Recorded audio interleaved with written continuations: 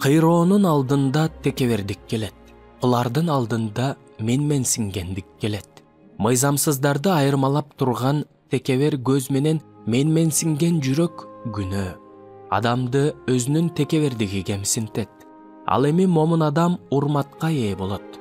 Анткени ичтен адамдын жүрөгүнөн жаман ойлор, ойноштук кылуу, бузуктук кылуу, киши өлтүрүү, уурдоо, кошомат кылуу, ачуулануу, куулук, дүнүйөкордук, көрө албастык, Кудайга акырат келтирүү, текебердик, акылсыздык чыгат.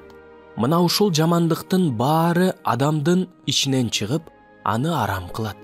Анткени бул дүйнөдө болгон нерсенин баары дене кумары, көз кумары жана турмуш тиричиликтеги текебердик. Булар атадан эмес, бул дүйнөнүкү. Текебер сөз адамды адамдан алыстатат. Ал эми достук жүрөктөрдү багынтат. Кудайдын бир кызматчысы текебердик менен жеңгенден көрө момундук менен жеңилген жакшы деген.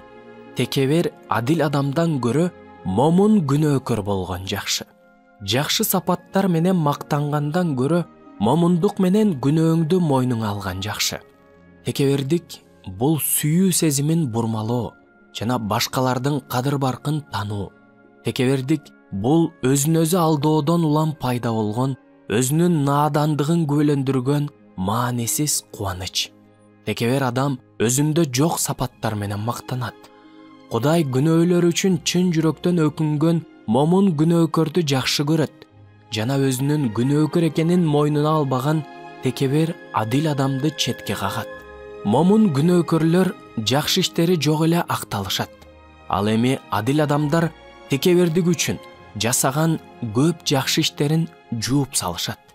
Момундуктун бийиктиги улуу, текебердиктин туңгуюгу өтө терең. Ошондуктан экинчисине түшүп калбоо үчүн биринчисин сүйүүнү кеңеш кылам. Момундук рухтун улуулугунун белгиси, текебердик рухтун төмөндүгүнүн белгиси. Өзүн көтөргөн адам каралбайт. Ар кимдин алдында өзүн басынткан сүйүктүү адам болот. Жумшактык менен жөнөкөйлүк бир жагынан, текебердик менен убаракерчилик экинчи жагынан ар дайым жанаша жүрөт. Текебердик менен жакшылык кылган адам катуу кыйроого учурайт. Кудай сенин душманың болуп калбаш үчүн текебердиктен кач.